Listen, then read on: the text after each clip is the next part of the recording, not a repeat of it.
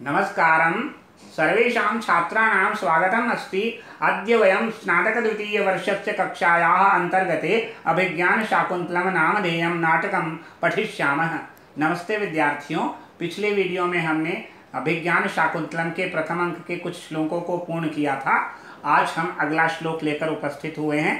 नेपथ्ये भो भो तपस्विनः सन्निहितास्तपोवन सत्वरं रक्षायै भवत प्रत्यासन्नः किल मृगया विहारी पार्थिवो दुष्यन्तः।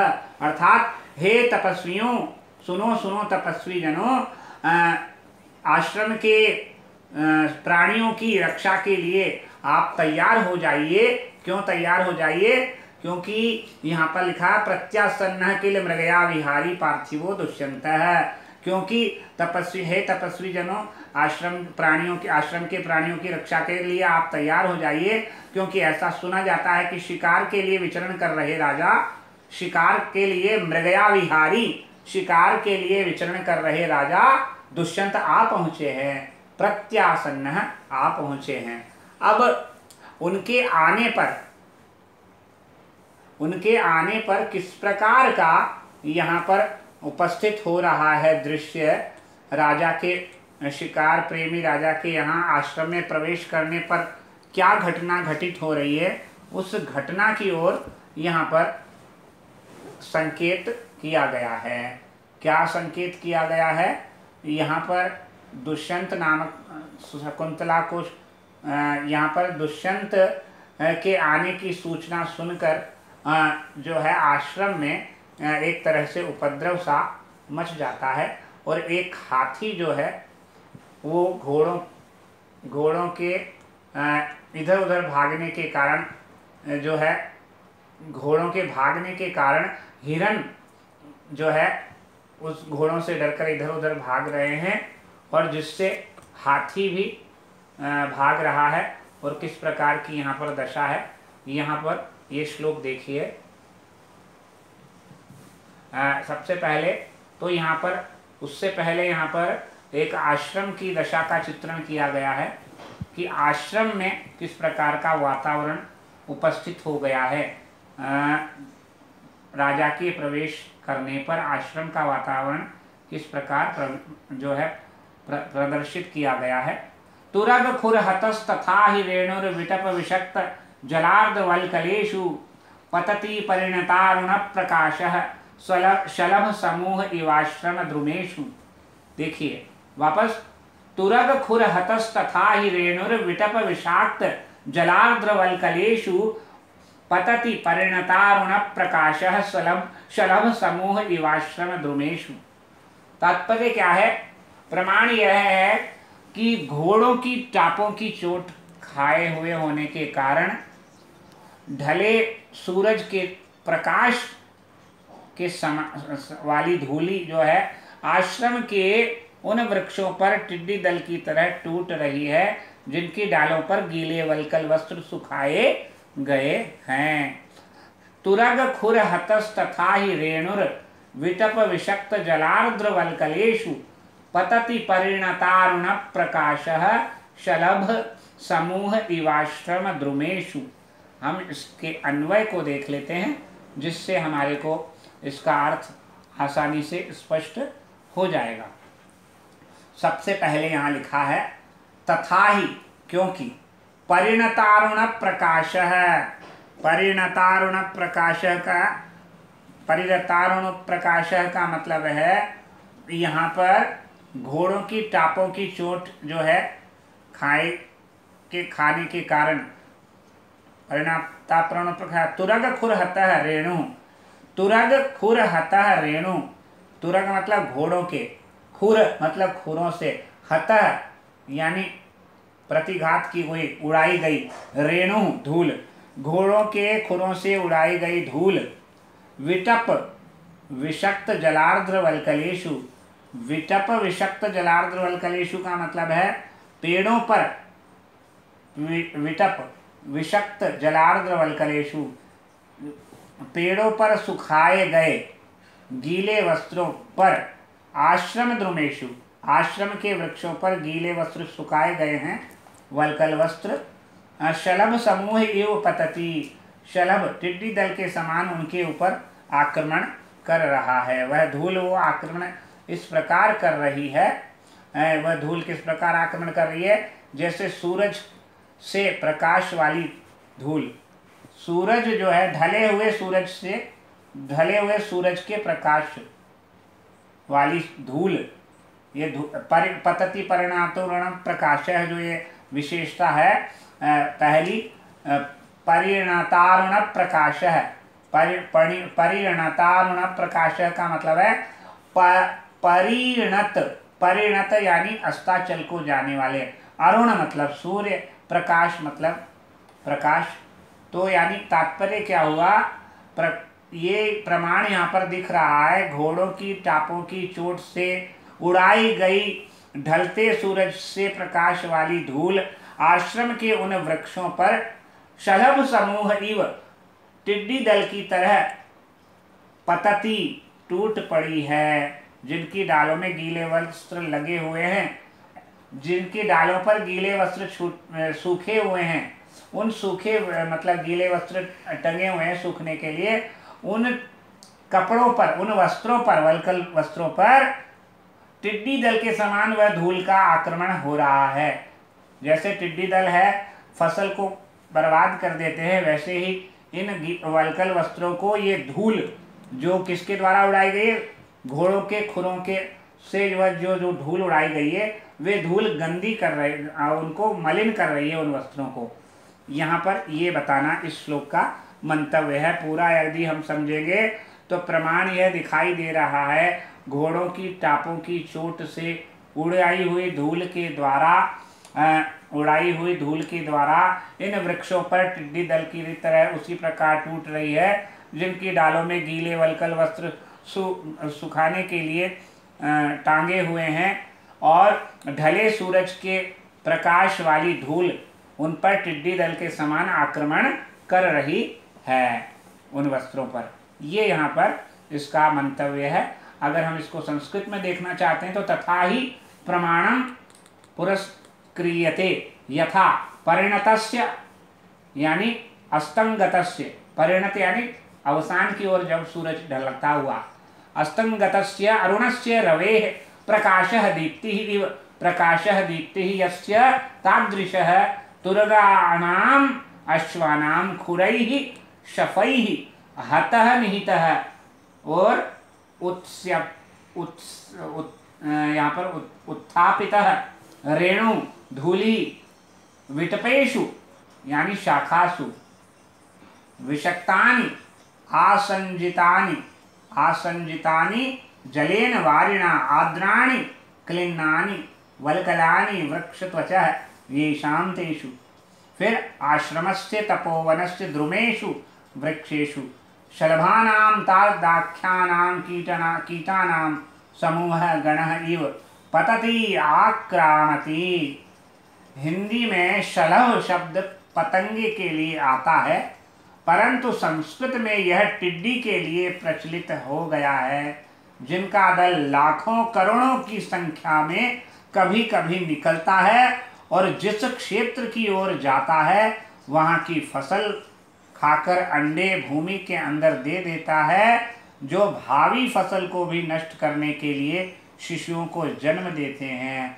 जिस तरह राजा महासंकट है, उसी तरह टिड्डी दल भी दोनों को ईति में गिना जाता है। ईति मतलब आपत्तियों में गिना जाता है। अतिवृष्टि, अनावृष्टि, ये सारी आपदाएं हैं, इसमें राजा को भी एक आपदा के समान गिना गया है। अश्वारोही सेना का अनुमान किया गया है, उसके साथ केवल राजा शिकार खेलते थे, जिससे दुष्यंत के आने का अनुमान किया गया है। धूल टिड्डी दल की तरह उठ रही है, जिसका अंत नहीं है। टिड्डी दल भी घंटों एक ही स्थान से गुजरता रहता है और कृषि की रक्षा की दृष्टि से आज भी टिड्डी दल को ईति मानकर उस प्रदेश को पूर्व सूचना तार आदि के द्वारा भेजी जाती है, जहां टिड्डियों का प्रवेश होने वाला है। इससे उनको नष्ट करने या उनको खदेड़ने का उपाय किए जा सके, इसलिए पहले वहां पर सूचना दी जाती है। अब यहाँ पर ईति जो बताया गया, टिड्डियों का रंग लाल होता है। वे पेड़ पर जिस तरह बैठती हैं जैसे गर्द का बादल हो, सामने देखकर ही यहाँ उपमा दी गई है टिड्डी दल से। ढले सूर्य के प्रकाश की तरह या सूर्य के ढले हुए प्रकाश की तरह टिड्डियाँ और धूल दोनों हैं। धूल का रंग पास की लाल मिट्टी के कारण और टिड्डियों का रंग स्वाभाविक लाल है। ढल रहे सूर्य के कारण प्रकाश चमक रहे अर्थात बाल लाल हो रहे हैं, अर्थ भी लग सकता है यहाँ पर। अब हम देखते हैं तुरग बराबर त्वरा गम प्लस ड, खुर टाप हतः पीटी गई अर्थात उठाई गई। रेणु द्वयोः स्त्रिया धूलि, विटपः डाल, विटपः पल्लवे शिंगे विस्तारे स्तंभ शाखयोः। फिर है विषक्त, विषक्त यानी लगे। विटप विषक्त जलार्द्र वल्कल, जहाँ पानी से गीले वल्कल डालों पर सूख रहे हैं यानी टंगे हुए लटके हुए हैं। परिणतारुण प्रकाश, ढले सूर्य के या सूर्य के ढले प्रकाश की तरह प्रकाश वाला। शलभ टिड्डी समूह, ठीक है, टिड्डी समूह। अब यहाँ पर व्युत्पत्ति के हिसाब से अगर देखते हैं, हतः हन प्लस कतः, विषक्त वी संज प्लस कतः, परिणत परि प्लस नम प्लस कतः, प्रकाश प्रकश प्लस घय, तुरगाणाम षष्ठी तुरगाणाम खुर है, तुरग खुर, हतस तत्पुरुष, खुरई तृतीया तत्पुरुष, हतः तुरग खुर हतः। हाँ, विटपेशु विषक्तानि, विटप विषाक्तानि सप्तमी तत्पुरुष, जलेन आर्द्राणि तृतीया तत्पुरुष, च तानि वल्कलानि च जलार्द्र वल्कलानि कर्मधारे, विटप विषक्तानि जलार्द्र वल्कलानि येषां तेषु विटप विषक्त जलार्द्र वल्कलेषु बहुव्रीहि। परिणतः च असौ अरुणः च परिणतारुणः कर्मधारः, तस्य प्रकाशः षष्ठी तत्पुरुष, परिणतारुण प्रकाशः स एव प्रकाशः यस्य सः परिणतारुण प्रकाशः बहुव्रीहि। शलभानां समूहः, शलभ समूह षष्ठी तत्पुरुष, आश्रमस्य द्रुमेषु, आश्रम द्रुमेषु षष्ठी तत्पुरुष। छंद यहाँ पर पुष्पिताग्रा छंद है। पुष्पिताग्रा एक देखिए नया छंद यहाँ पर प्रयुक्त हुआ है, इसका लक्षण भी मैं आपको बताऊंगा और साथ में अलंकार के विषय में भी बताऊंगा। तो सबसे पहले पुष्पिताग्रा छंद के विषय में कुछ बातें जान लीजिए। पुष्पिताग्रा एक अर्ध समवृत्त है। अर्ध समवृत्त का मतलब होता है प्रथम और तृतीय चरण में बराबर मात्राएं होती है और द्वितीय और चतुर्थ चरण में बराबर मात्राएं होती है, अलग अलग होती है, मतलब चारों में समान नहीं होती है। पहले तीसरे में समान है वर्ण है और दूसरे और चौथे में समान, तो अर्ध समवृत्त।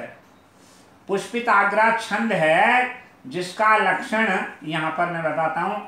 अयुजी न युगरेफतो यकारौ युजी च नजौ जरगाश्च पुष्पिताग्रा।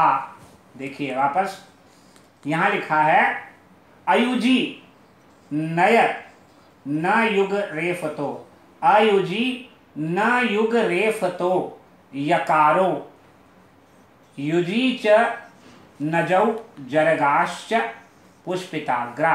अर्थात विषम यानी प्रथम और तृतीय चरणों में दो नगण, न युगरेफतो मतलब दो यगण, नौ, और दो नगण हो गया, चरणों में दो नगण, रगण और यगण, रेफतो यानी रगण और एक यगण, हो गए 12। तथा समचरण यानी दूसरे और चौथे चरण में नगण, दो जगण और एक रगण, नगण जगण जगण और रगण के क्रम से और एक गुरु वर्ण होने पर पुष्पिताग्रा नामक छंद होता है। यानी तात्पर्य क्या हुआ, प्रथम और तृतीय चरण में तो 12 वर्ण होते हैं और द्वितीय और चतुर्थ चरण में 13 वर्ण होते हैं।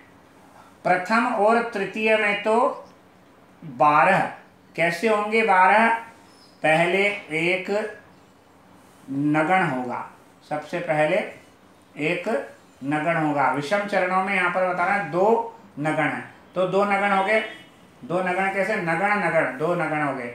फिर एक रगण हो गया, 9 हो गए, और एक यगण, कितने हो गए टोटल? 12 वर्ण हो गए। यानी पुष्पिताग्रा छंद के प्रथम एवं तृतीय चरण में नगण नगण रगण और यगण के क्रम से 12 वर्ण होते हैं, और सम चरणों अर्थात द्वितीय और चतुर्थ चरण में क्या होते हैं? नगण होते हैं, फिर 2 जगण होते हैं, नगण जगण जगण, और अंत में एक गुरु। तो नगण जगण जगण 9 हो गए, रगण रगण 12 हो गए, और एक गुरु वर्ण तो 13 हो गए। तो यानी पहले और तीसरे चरण में तो 12 वर्ण, और दूसरे और चौथे चरण में 13 वर्ण। तो ये अर्ध समवृत्त छंद का उदाहरण है, मैंने आपको बता दिया। पुष्पिताग्रा छंद है, और चरण के अंत में यति होती है, बीच में नहीं होती है, तो ठीक है। और अलंकार यहाँ पर उपमा अलंकार है, लुप्ता श्रोति उपमा अलंकार है। लुप्तोपमा है और श्रोति उपमा अलंकार है, और संसृष्टि अलंकार है, काव्यलिंग अलंकार है, पदार्थ हेतु अलंकार भी, हेतुक अलंकार भी है। देखिए वापस से, पुष्पिताग्रा नामक छंद का प्रयोग किया गया है। उपमा श्रोति उपमा है, अलंकार है उपमा, लुप्तोपमा है तो लुप्तोपमा है, दूसरा श्रोति उपमा भी है, और संसृष्टि है, काव्यलिंग है, पदार्थ हेतुक अलंकार है। उपमा, दूसरा संसृष्टि, काव्यलिंग और पदार्थ हेतुक, ये 4 अलंकार यहाँ पर घटित हो रहे हैं। और यहाँ पर छंद कौन सा है? पुष्पिताग्रा नामक छंद है। पुष्पिताग्रा नामक छंद जो होता है उसके पहले और तीसरे चरण में 2 नगण और एक रगण और एक यगण हो गए 12। नगण नगण रगण और यगण तथा सम चरणों में जो होते हैं, सम यानी दूसरे और चौथे चरण में जो होते हैं वो क्या होते हैं? सबसे पहले नगण होता है, फिर 2 जगण और जगण, यानी 2 जगण हो गए, नगण जगण जगण, फिर एक रगण, यहाँ 12 हो गए, और एक गुरुवर्ण 13 हो गए। तो 12 13 12 13 ये यहाँ पर क्रम रहता है। ये पुष्पिताग्रा छंद है। अलंकार मैंने यहाँ पे बता ही दिया आपको, उपमा अलंकार है, संसृष्टि अलंकार है, काव्यलिंग अलंकार है, और पदार्थ हेतुक अलंकार है। अगला श्लोक हम अगले वीडियो में करेंगे, तब तक के लिए यहीं विराम देते हैं। नमस्कार, धन्यवाद।